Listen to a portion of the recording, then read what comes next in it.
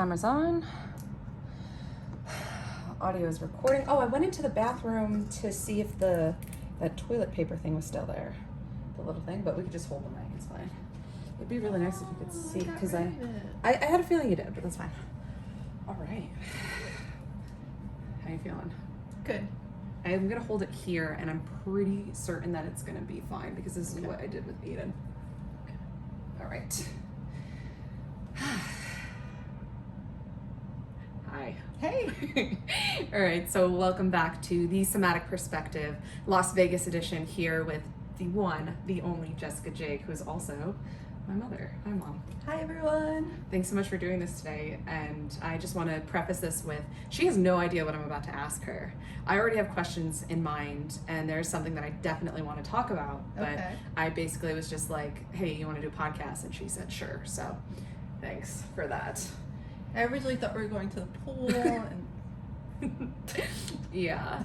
So to catch you up to speed so far on the Somatic Perspective, which is my new podcast, which we're calling TSP or Teaspoon, because the goal is, or the idea is, that you only need a little bit of the stuff that we're talking about to really go a long way. And I know I've experienced that in my life, and you have too, where it's like you just take a few brain health principles, you just take a few somatic movements, and it really takes you so much further than anything else in its class. Would you agree with that? Yeah, sure. So, what we've done on this podcast, have you listened to any episodes of it? Parts of them. Parts of them. That's better than what I was expecting. I used to be a commuter, and that's all I did was listen to podcasts. Sure. Blame the pandemic. Just blame coronavirus. Yes. Well, my habits have changed. Well, I've recorded one podcast in Miami and accidentally used the wrong mic. Okay. So it came out like trash. The content was okay. And then I re-recorded one, I think by myself, using the proper mic. I don't even think it was this one. And that one was a little bit better. And then I did one I had a special guest, Adrian, on. And he doesn't know anything about somatics, really. Everything that he knows is basically through me. So that one is the one that I titled it like, listen to this one, or like start here, something like that. And then the last episode was mid back spasm. I don't even think I told you about this, but I had a really, really nasty back spasm that lasted hours, and it sucked. And I was like on the pain. I was on the floor writhing in pain for hours. And I was like, we're getting an ROI from this. I'm going to use this, and I'm going to talk about how great it is that this is the first. Like if you go back and listen to the podcast, it's actually me like, hey guys, I'm not doing too well. I'm in pain. But the beauty of it is that was the first back spasm that I had in over 4 years. That was like that. And I used to have one of those 4 times an hour. Like it wasn't abnormal for me to be like, this is just my existence. And if you go back and read some of my journals from even as late as semester at sea, when I was eating nothing but salads and working out like 5 times a day and doing everything right, quote unquote right. But what I talked about in that podcast is the way in which sometimes when we're in pain, the best thing that you can do is not escalate it or not let it compound, because I think physical pain and mental pain is really easy to compound. Like, because you resist it. Yes. So you kind of have to accept that it's happening. But I was hoping today that we could talk about compounding grief. Oh. Yeah. Have you ever noticed the way grief compounds? It's a bitch.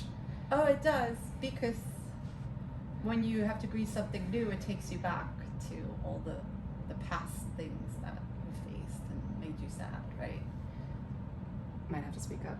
But yeah, and it's almost like when one thing hurts, if it reminds you of something else, or if you're already upset, it kind of like, I don't know, it's like all the sad bones are like, wait, we're jumping on a sad train, let's get upset about this. I saw something today from Julian Blank's Instagram that said your internal world colors your external world. Of course it does. And I think that's intensely somatic. It is, because state precedes story. State precedes story. Meaning your physiological state. Yes. Precedes the story that you even have access to potentially tell yourself about the world you're living in. Okay. And as you know, because we're very close, I've been hella feeling some type of way this past season, and for me it's very much past the point where I feel like we even need to talk about it, where I'm not even concerned about, like there were days where I told you like, hey, I'm upset, and I don't really care why I'm upset. I just care about what it's going to take to make me feel better. And obviously I did a lot of work to get to this point, but I think something that's lacking right now is people. I'm very fortunate that I do have an overwhelming amount of support to get me to this point where I do have people that I can talk to and rely on and stuff, but some people don't have the world's best mom, the world's best mom. So like, what would you say to those people who still need to talk about it? Because I would say journal. What would you say? I would say a lot of well-intentioned people will tell you stuff, especially stuff that's worked for them. Take it with a grain of salt. And a shot of tequila. Salt around the rim of a, I don't know, tequila shot. Look at, what is it? Whatever. But if their advice doesn't work for you, that doesn't mean there's something wrong with you or it's hopeless and you slip further into despair. Because that's a bold claim. What? If their advice doesn't work for you, yeah, don't think that it's hopeless. I feel like that's a big jump. Some people are so righteous in their perspective of what's going to work for you, and some of these people actually have impressive titles, right? I knew someone, she shelled out for a 6-figure coach, right? So now she's shelling out somebody. Whoa, damn. What? Whoa, damn. Right? Over $100,000. So like, oh, let me check this woman out.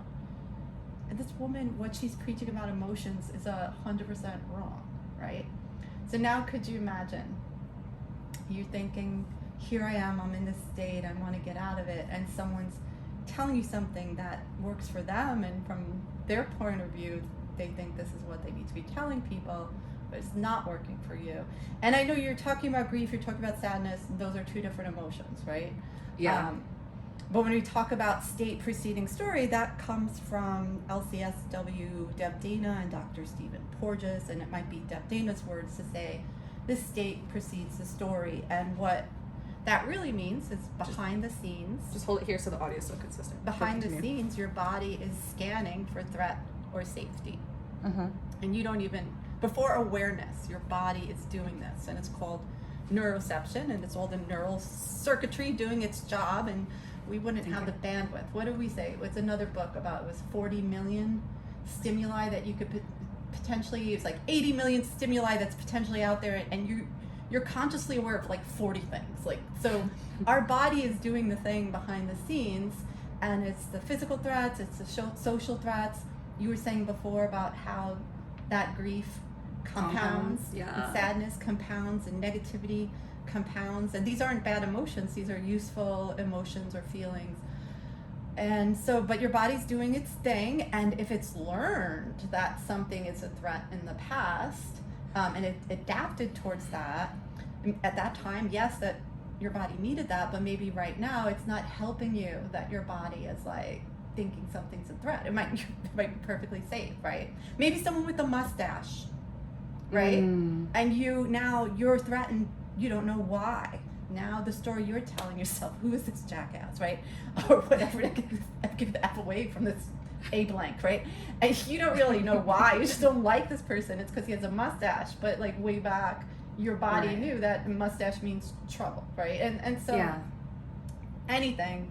And so your body's doing all that, and it's putting you in, the simplest way to say there's 3 physiological states.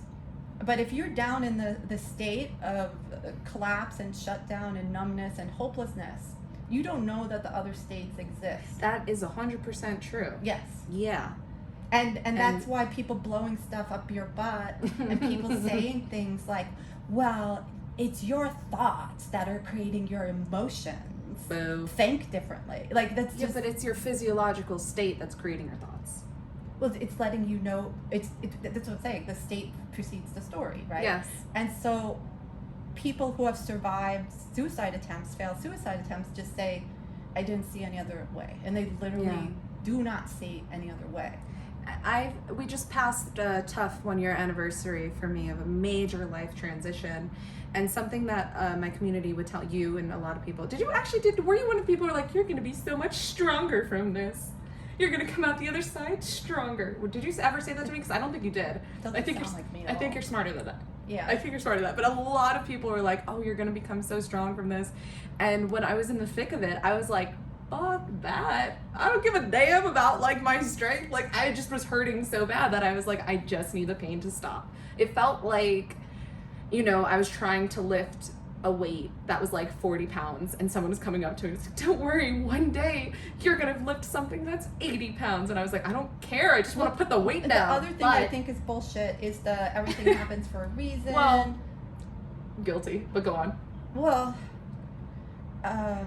like looking, I don't know, I think there's so much cliche bad advice out there. There really is. Well, and the worst part is it's all true. If you're talking about grief, talk about like, and yeah, grief makes you sad, etc. Right? But that's a totally different topic than maybe some of the other things that you could potentially talk about.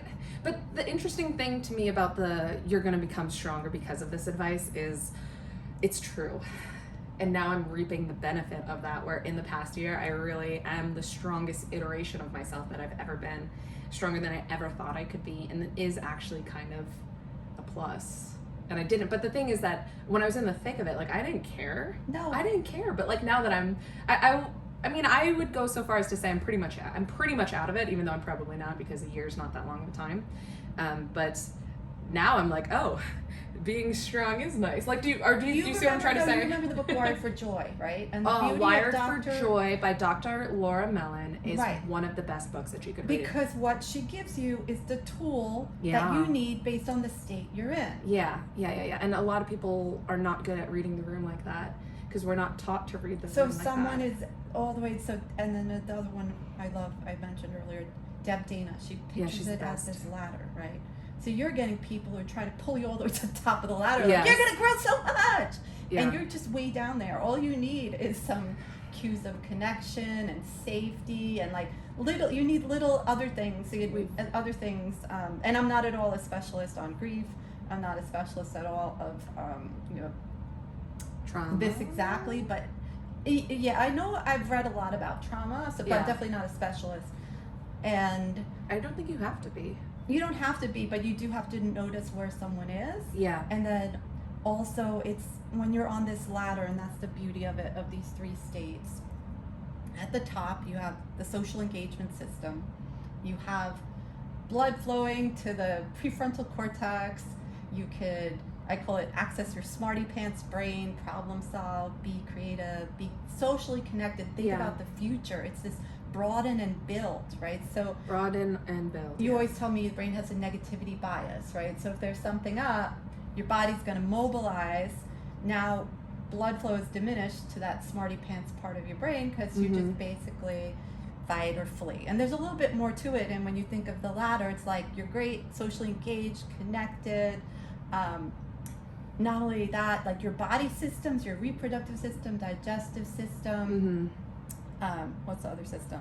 Reproductive, lymphatic. Oh and yes, immune system. your immune system. They're all getting the love, right? But then if it's a little bit of you're getting that little inkling of your body's getting an inkling. First, you look around for something else, and they call that find. Like, what if you're on the trolley, right? Someone starts being an interesting town character. Everyone starts looking at each other, so you're trying to find that safety.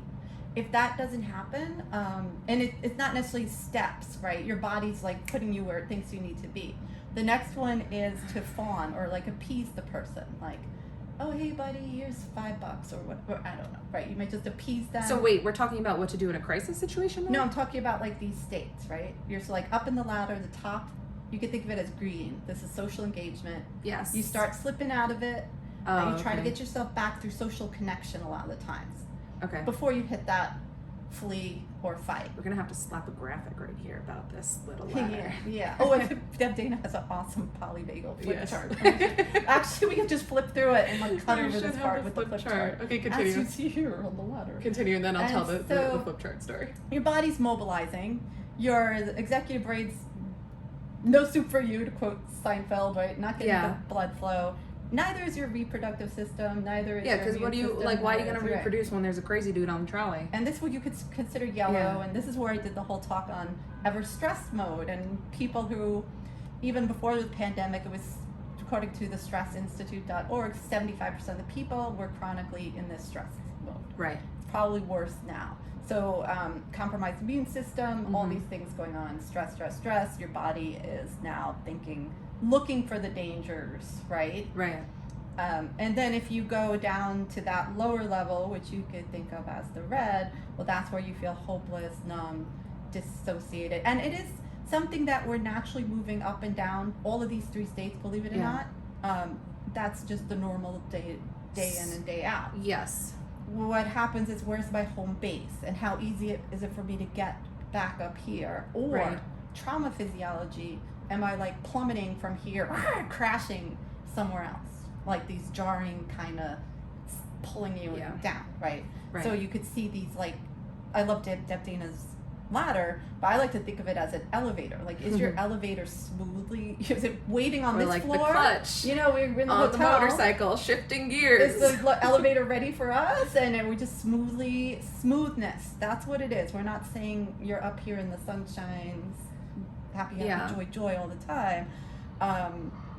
And how you could self-regulate to get yourself.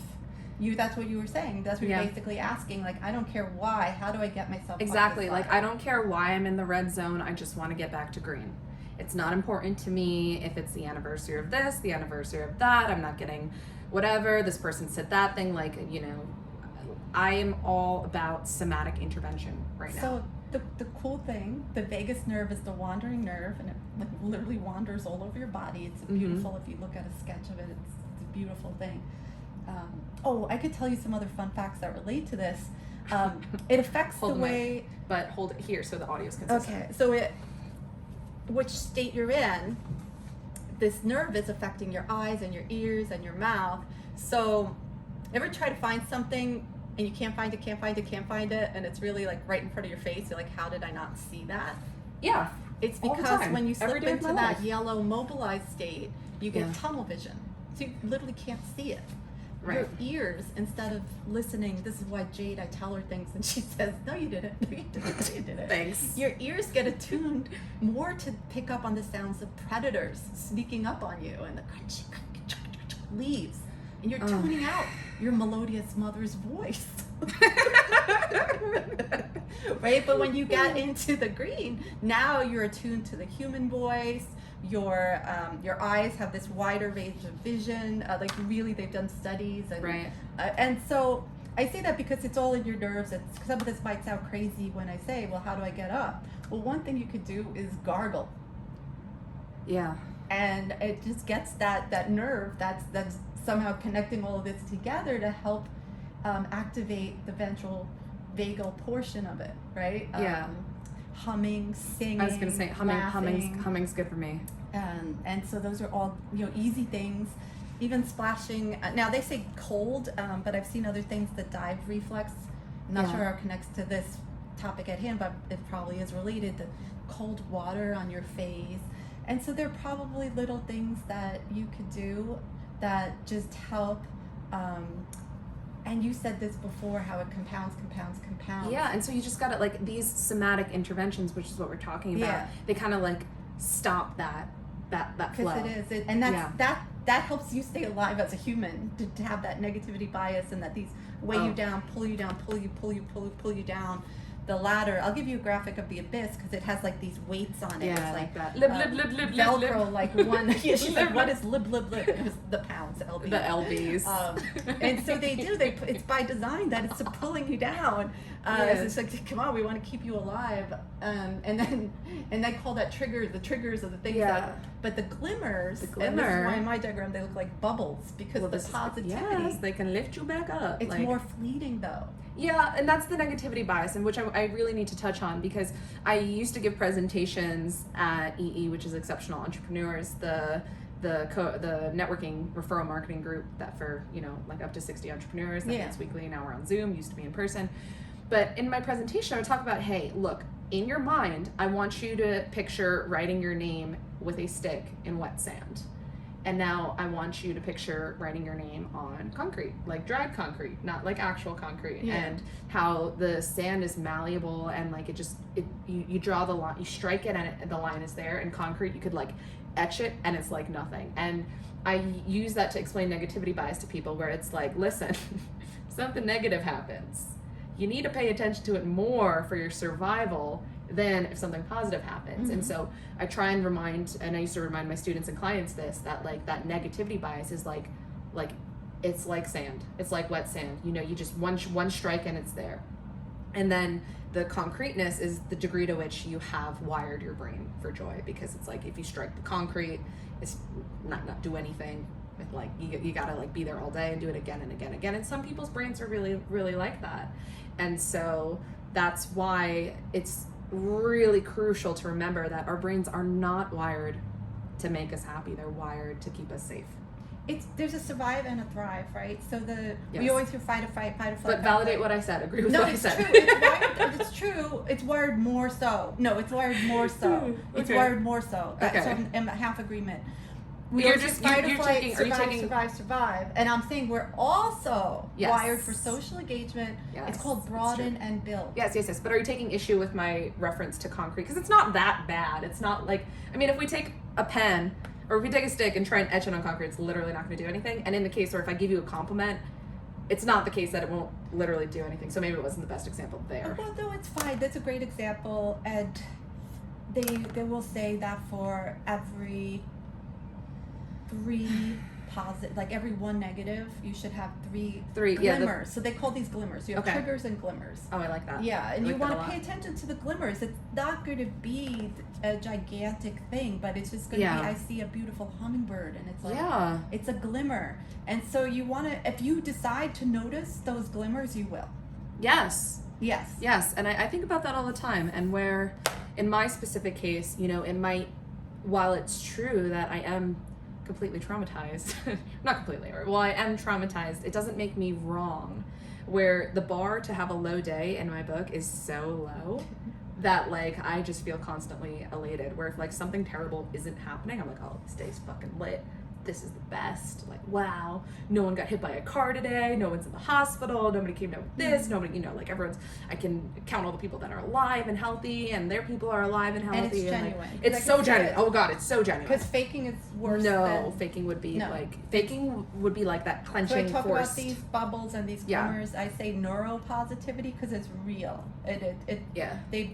Dr. Barbara Fredrickson did a study. I believe it was her own study, but at least she wrote about it in one of her books, where there was a bunch of men. They already had a coronary issue, be that a heart attack, something, and the ones who faked positivity had more recurrence than the ones who just let them get angry. Yeah. So I think a lot of times people hate on positivity, but that's the fake positivity. We're talking Yeah. real. It's like the difference between if you had never eaten a banana and someone gave you a banana Laffy Taffy. And then versus, knowing like, the what actual fruit. finding a dog. We saw a dog walking through here, and just, Oh, that Shiba Inu was so yeah, cute. right? It was the cutest dog I've ever seen. Just letting it in Vegas. happen. And so if you could set yourself up for it, or if you tell yourself, hey, I want to know these glimmers, your body will do that for you, right? If I couldn't think of the name of the song, and I'm like, what's the name of the song? In the background, my body's thinking about it, and then some point I'm driving along and I'm like, oh, it was the Academy, Hey. like that, right? I love So you tell your brain that, and again, your brain's doing all that behind the scenes stuff for you. Yeah. Your whole body, actually, it's not just your brain; it's embodied, everything. Your Yeah. gut. Oh my goodness, that's a separate episode. I assumed we had the same thought. I heard that one. But yeah, there's more to it. So And the other thing is, in working with people, I'll just say that the studies for if you have a team and people around you, they say you want to give 5 positives for every 1 constructive criticism. But I've moved more towards feed forward, like thinking about, instead of saying, "Hey, Jade, you know what you did on that last podcast? Don't do those this again." is an ongoing conversation with me and one of my friends. Yes, Really? continue. Go on. The feed forward is like, now you made me your critic if you ask me for that. And this is a quote. I wish I could tell you who. Maybe I'll find it for you.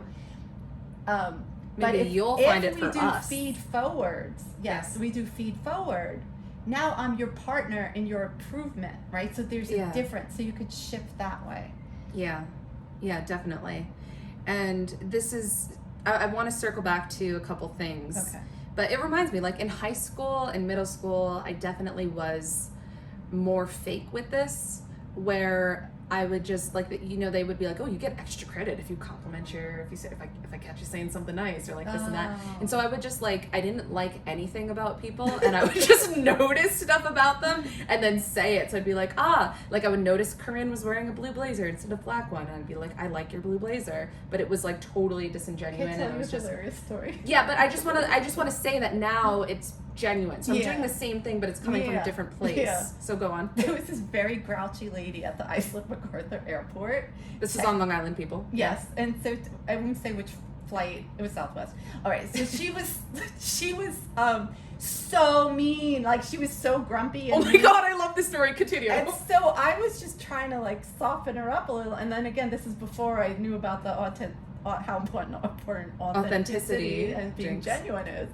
So I told her, I like the highlights in your hair. And she looked at me like I was crazy. And I said, they're subtle. And so she goes to her friend, I'm walking away with my stuff. She goes, she called my hair subtle.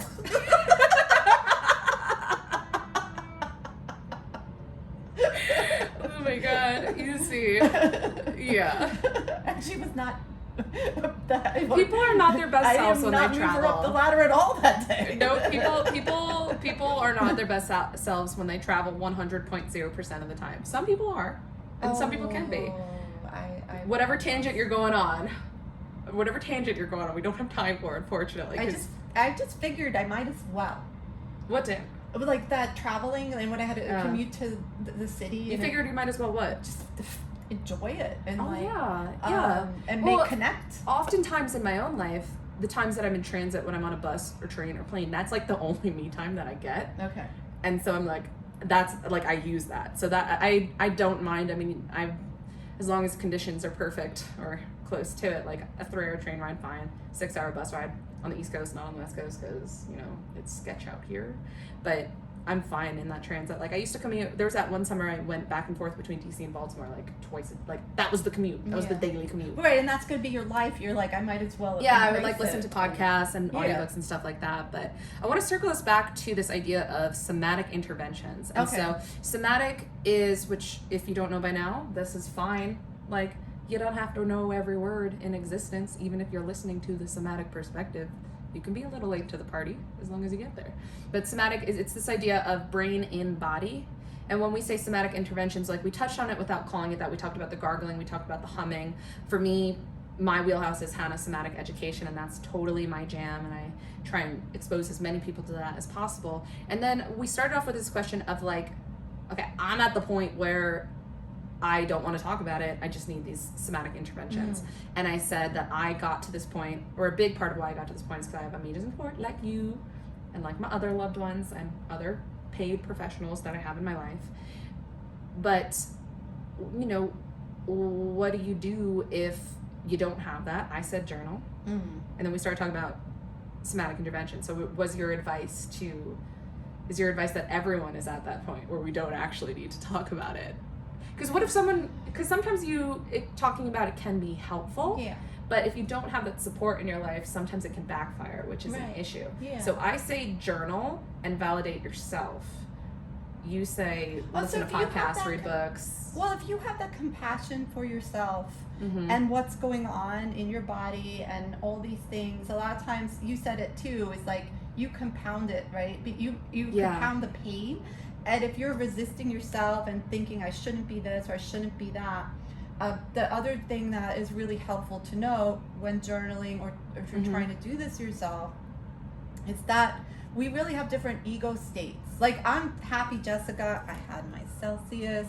I had some Indian food. Are you saying your advice is to know where you're at? No, I'm saying that we have multiplicity of mind, and I'm trying to soften my way in there so people don't say, what is she talking about? But we see it, like, I've done the, I look at my Facebook posts and I'm like, me, I'm so proud I meal prep for the whole week. Also me, I just ate Monday through Thursday's meal. Or, we see this where it's not necessarily a monologue or one narrator, but there's stuff in there, right? I can hear you dying to talk about IFS, which is going to have to be a different topic of conversation. The whole thing is compassion because no matter what's popping up there from that perspective of it, you could consider it an ego state. There's other things that call it a part of me this, part of me that. And we see this with the me, also me. It's hilarious. But just know that every part of you has a good intention. Now, the outcome, not so much, as Bart would say sometimes. But stopping the criticism, well, even the critic, you know, you welcoming the critic, but asking the critic to step back a little, or, you know, we demonize these parts of us. And so don't do that. Don't do that. Don't do that. But welcome all parts of yourself. I don't know if you remember this, Mom, dearest, but last December I had to make a really hard decision that I ended up using a tiebreaker on because I literally, I was like, all right, I'm gonna flip a coin. I'm gonna, like, basically, I didn't flip a coin, but, like, you know, I was like, I'm gonna use a tiebreaker. And then I made the decision, and then I went to Hawaii. And it was like with every hour that passed that I was in nature, like in the ocean, looking at the trees, just watching the leaves move. It was like I could feel it with every hour that passed. I was like, that was the right decision. That was the right decision. That was the right decision. And I'd say journaling is important, and that might be the 5th time that I've said that in this conversation, but I am a big, big supporter of that. Like, even if they've done studies, even if you journal for 2 minutes a day, it's going to make a difference. And even if you journal about the parts that are popping up, you're gonna. Well, that's like that's a big flex. That's hard to do. That's right. You literally just said, like, you know, even if you shoot a 3-point shot, you're gonna get points. Dr. Fang on YouTube, she was just saying how it's like you're writing a screenplay. Yeah. And it gives them each part a chance to let their voice be heard, and you can look it over. Being in nature is so important. Being in nature, if you could do 20 minutes a day, they say that just helps your stress levels, helps you so much with your wellness. Yeah. Or look at blue-green images of nature. And, like that beautiful... Like being in nature is a somatic experience. It's a bodily experience. All of life lived is a bodily experience. Much like everybody else, or a lot of people that we know, and a lot of people listening to this, like 2020 was a very hard year for me. And for the first time in my life, I actually had to deal with acne. And I didn't have acne as a teen. I never had skin issues before. And every facialist or esthetician I went to was like, I don't think this is acne because none of it is on your back. And I went to the doctor, and she's like, this isn't acne, it's hormonal. And so it was literally, there was too much testosterone in my body from spending too much activating my sympathetic nervous system, also known as being in fight or flight response. Or the middle of that ladder we were just talking about. Yes. And so as my skin starts to clear up, it's like this visible manifestation and marker of, like, I'm actually getting out of the woods. This is actually clearing. I'm actually healing and getting better. And it's just interesting that it's just somatic. All of life is somatic. And it's, every place on that ladder is across bodily systems. Yeah. It's not just my feeling at the moment. It's across, like you're saying, the hormones. Yes. Hormones come into play into that, of course. Yeah. Or monsters. And the parts that pop up when we have hormones. Come on, let me talk about this. Come on, this episode will be a lead-in to the IFS Part 2 conversation of this that will build on it.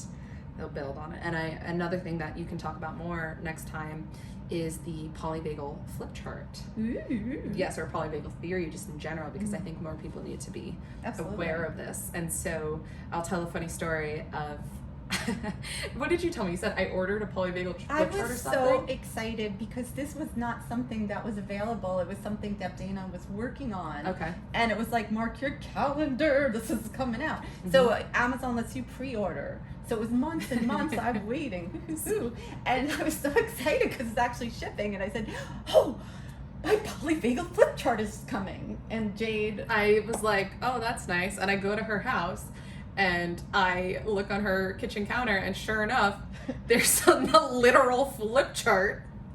A literal stand-up, like something you would see at a convention, or it reminded me of something I would see in like an elementary school teacher's classroom, of like a flip chart that people could flip through. And it literally just like cardstock or light cardboard or something that you could flip through this thing. And I was like, when she said I bought a polyvagal flip chart that arrived today, I don't know what I was picturing, but I wasn't picturing this, but it's exactly as described. And you could draw on it with dry erase marker. Oh, that's really that's a huge flex. We should make a a somatic intervention. So you flip could tell chart. your story. Should we make a somatic intervention flip chart? Like, how do you feel? Are you in stage 1, 2, 3, 4, and 5? Turn to page 17. Oh. You know, like a you create your own adventure. Aw, But it's yeah. 2021. It should probably just be an app. Isn't there an app? The EBT app? The EBT app does that. Sorry, Jade. But That's fine. I mean, like, we have other things. We have other things to do. There's no shortage. There's absolutely no shortage of work to do in the world. So just to give it, there's so many great ideas out Yeah. there, and this, I go by the green, yellow, red. If you're teaching kids, don't do green, yellow, red, or like that's the advice from I think it was Mona Dela book. Is that a wrong name? Man, you could literally say that was advice from Win Winwood, Lada different Bada. book, Beyond Behavior. Beyond Beef. Something like this, because then the kids just think the red is wrong, but as you know, this all has value. Dr. Mellon, right? Dr. Laurel Mellon, Yeah. with her Wired for Joy. and Mhm. What's Your Number? She calls it. I would say top of the ladder is the 1, and it's 1, Okay. 2, 3, 4, 5. And Yeah. so if you're in state 5 when you check in, she's gonna give you a different tool Right. than if you're in a state 2 when you check in. And that app really like made me make big decisions in my life. Cool. Made me, yeah. And so I give And a lot of thanks to that EBT app. When you are in stage 5, because I have been there. Yes. You have been there. Everyone has been there, whether or Yes. not they know it. It's like first do no harm is the first thing. And you know, that kind of circles back to like when I was writhing on the floor in pain like a cockroach that was dying. I was like, do no harm. And I just was like, you know what? This is a chance.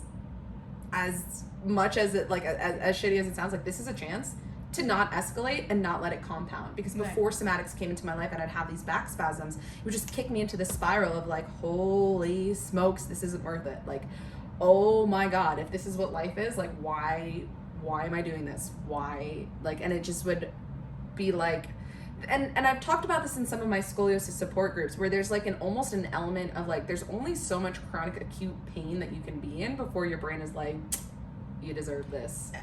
Like, Right. This is why Yeah. we said, what's your advice? What's your advice? People don't have that help, and I You were went like, be into don't compassionate. take the bad advice. yes. Because everything that's going on in your body, everything that's going in your mind, is that embodied response to try to help you. Yeah. Even if it's a thought that's like ridiculously horrible. Yeah. That is when you Because it's just your brain is just trying to come up with something. It's throwing spaghetti at the wall. Really. Well, And then I won't go down like Okay. you said. Don't go too far down the IFS. But even from the IFS perspective, Dr. Richard Schwartz says even a suicidal part. is trying to help because it's trying to end the pain. Right. So Yeah. or the firefighter. He calls them firefighter parts. Maybe people who overdo addicts, they're putting out the fires before that could come. So like everything, you greet it with compassion. We were talking today. I was like, I'm the one who has the compassion for the narcissists.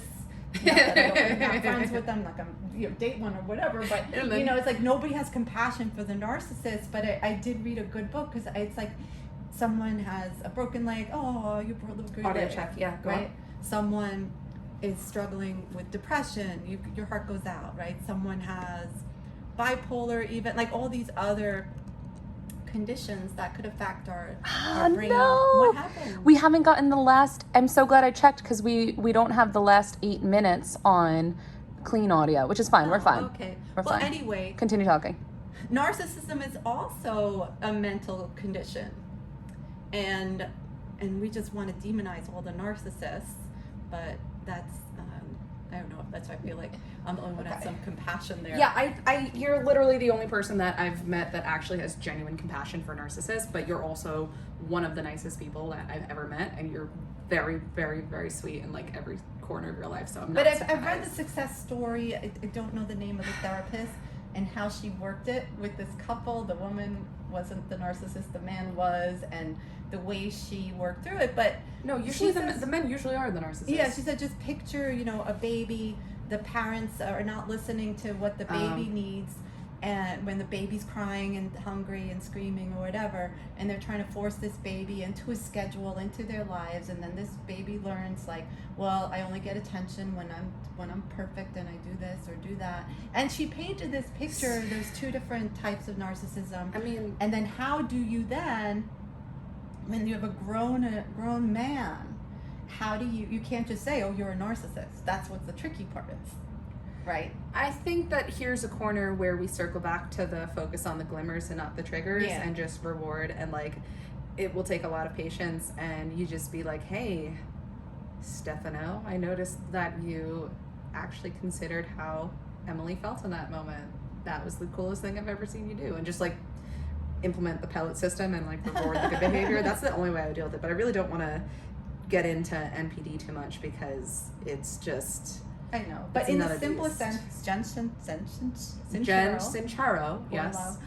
She says if you meet someone and it's the friction, there's a paraphrase, it's like they're either confused or in pain. Like in Frozen, people are their best when they're mad or stressed or sad. It's or like in The Path on Hulu, another great show. I See Your Damage. I watched binge watched so much of that. I saw some guy in the street, and my brain went, I see your damage. But my hand was growing for the pepper spray. Yes, good. For those of you that don't know, on Hulu, there's a really excellent show called The Path that is just really wonderful and totally worth watching. And if you do get into it, write to us because we'll become I want to best interview friends. the person who wrote that. Yeah, it's a good one. They talk. It's a really like it's. We're in such a time where life coaching and personal development and self-help is so huge, and I feel like this show is just like, yes, this is timely and appropriate for now. It's about a cult. It's not a cult. No, it's not a cult. Oh, they're not a cult. That's the whole thing. That's the thing. They want us to have this argument. Yeah. They're like, it's tension. I didn't watch the whole thing. She watched the whole thing. Oh, so. really? Oh, I'm saving it. I'm gonna watch it again. I would watch it again. Are we gonna watch it with Travis? I don't rely on him. I love you, Travis, but I'm not gonna wait for you. Yeah, that's super important. Well, I feel like we covered a lot here. No, I think we covered the exact right amount. I would not say that there was too much. If anything, there's like 17 different tangents that we could go down. I mean, all I really wanted to talk about was I wanted to revisit that experience. And by the way, I haven't had a back spasm since that moment. And it really was like, for me, a moment to reflect on how far I've come physically, mentally, emotionally, and that just to be thankful that I don't live there. Like, I just accidentally visited it. And, you know, we're probably able to trace some contributing hormonal factors to that episode of sorts, that I would say. And it's really great. Like, that was every day of my life. And I haven't had a day like that. Like, that was the first day like that in over 4 years. How cool is that? It's cool, and it helps you remind and yourself of how like what your clients feel. Yeah, and like what I'm doing, and like why somatic education is so important to me. I mean, they freaking told me, like, you're gonna be in this brace forever, and you're gonna get a little bit worse every year. So enjoy what you have now because this is the best it's ever gonna get. And my freaking doctor was like, you don't win an award for not taking your meds, Jade. She actually told 2013, a quote from Dr. Andrea.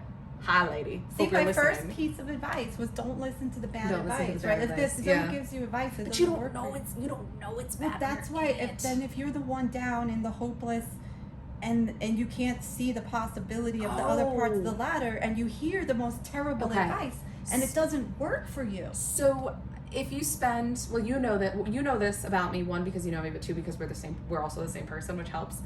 But I was on an Instagram account at T Diaz Mercado, and she's one of the most wonderful people that I've encountered. She has just such a good energy, and when I met her, she was wearing a shirt that said Angel Vibes, and I was like, there's no one on the planet more appropriate than to this. We met in the hills those couple days I spent in Hollywood. And she did a little short Instagram video saying like, hey, if you're a guy and you're out at the club and you're like feeling nervous, just start dancing, because if you get out of your head, like, if you want to get out of your head, get in your body. And that in that moment of me having a back spasm and watching this Instagram video, I realized that, like, I did the reverse. I trained myself from a very young age that, like, my body was so uncomfortable, let me get into my head. And that's how I became the excellent pattern finding, seeing somatics everywhere, putting, you know, links together. Like, and people would traditionally link A, B, C. I would link up, like, Z, Q, X, Nebraska, 72R. 35. Square root of 31. Yeah, exactly. And so because I grew up in this physical pain, and it was like I needed that mental stimulation, and so I've been getting some pushback this summer for being, quote, heady, or being like, do you never stop thinking? I'm like, no, I don't stop thinking, but also that episode of being in that. Michael Taft's non-dual meditation series, which is now a course you can take. Oh, cool. It's amazing. Yeah, so like this, Or mind, Richard Schwartz's, I just was listening to his meditation. mind, body, not an interesting distinction to me anymore. In Myers-Briggs, they split it into 4 letters, so I'm a proud ENTP-J, because, I started a business and I had to be J. She is the biggest INFJ you'll ever meet, textbook. I with got T. What I get? ENTJ. You're an ENTJ. You're an ENTJ, INTJ. It's like you're split. I get different. Yeah. But of those 4 splits, the introvert extrovert split, which is the first one, is the least interesting to me, because it's like it switches. Like, yes, I score in the 99th percentile for extroversion, but I'm also fine alone in the woods for a week. Like, you can leave me alone. Omnivert. Ambivert. Oh, ambivert. But to me, like, the mind-body distinction is becoming less interesting like that. Like, I don't want to talk about, like, what is the mind, what is the body. I just want to look at the somatic experience. And I want more sense. I want more somatic conversations in our schools, in our workplaces, in our government. Actually, I just want less government in general. But, like, somatics is the move. And I think that this conversation and this tweet will age very well. And I do think that in 50 years. This was a tweet. It was a very short. I'm pretty sure we stayed under the character limit. For all you other non-millennials and non-zoomers, we just say, like, that tweet aged well, but, like, about, like, anything. Oh, you do? Yeah. It's a thing. I promise. But, I think in 50 years, everyone's going to be on this, but hopefully we are taking steps every day of our life to move towards that future, because I think that a brain healthy society is the only society worth pursuing. So, on that note, I think that we can... say a somatically healthy society? Yeah, I mean, if it's not somatic, I don't want it. If it's not somatic, if it's not somatic confidence, competence, or, like, somatic literacy, I don't want it. So what you're saying is you don't want the bad advice. So my first piece of advice. Yes. Well, here's the very last good advice that I moved to close on. Actually, is that Bo Burnham's Inside, which is a hour 15 hour and a half long Netflix special, only available on Netflix, I think. And I just want to say that had a profound impact on my life and just brought so much joy. And Bayside! And you want to talk about... Well, Bayside is not just like an hour and a half experience, Mom. It's not just like, I'm telling people, if you're feeling down, if the grief is compounding, if you need something to stop the pain, go watch Bo Burnham's Inside. Okay. You can at me on this. You can fight me on this. I absolutely love it. It had a really good experience. It had a really good impact Listen to on The me. Walking Wounded, too. Yeah, yes. And my mother's advice is, because she wants to give a shout out to Bayside, so go ahead. No, I do. And They did save my life, so. And when they sing, it's with this hope. So they're singing and you feel the pain, but you also feel that determination and the hope. Mm-hmm. Even though they're not expressly stating that for the most part. Yes. Oh, get ready to cry tonight because they're going to play Winter. No, they're not. Yes, they are. are. Oh, no, And they're not. Oh, yes, I'm going to cry. Oh, shit. Guess we're not doing makeup tonight. No makeup. No makeup. Well, ladies and gents, thank you for tuning in to another episode of The Somatic Perspective. And I want to say thanks again to our very, very special guest, Ms. Jessica You're very Jade. special, Jessica. Our very special Jessica, my best friend and confidant. And if you ever want to trick her into having an hour-long podcast, just tell say, her. like, we're going to go to the pool. Just say, we're going to go to the pool. Let's sit down. Mom, wear my orange shirt. And my That's yellow. skirt. That is 100% a yellow shirt. And we've got a pool to jump in, so we got to run. But I want to end on a hug. I love you, Mom. Oh, Thank you. Are they really going to play Winter? Yes, this is a good cry. Oh, man. Oh, man. We didn't have a fortune cookie. Okay, open the fortune cookies. What song should I play us out on? Winter? No. Jason's better and better. Jason's better and better? You want me to play you out of my show to the theme song of mine, to the theme of course. song. The great Jason Ellis. Jason New York on YouTube. Of course I'm finding it. Oh, wait. You will become more passionate and determined about your vision. Beware that was me not passionate and determined. What's Jason's YouTube? I don't have it. I lied. Jason New York, I think. New York Jason New York. It's on the side. It's on your site? On my site, yeah, it's on my site in the sidebar. Thanks for podcasting with me, Mom. Oh, I see it. Yeah, it's on the side of every page. What does Nice. it say?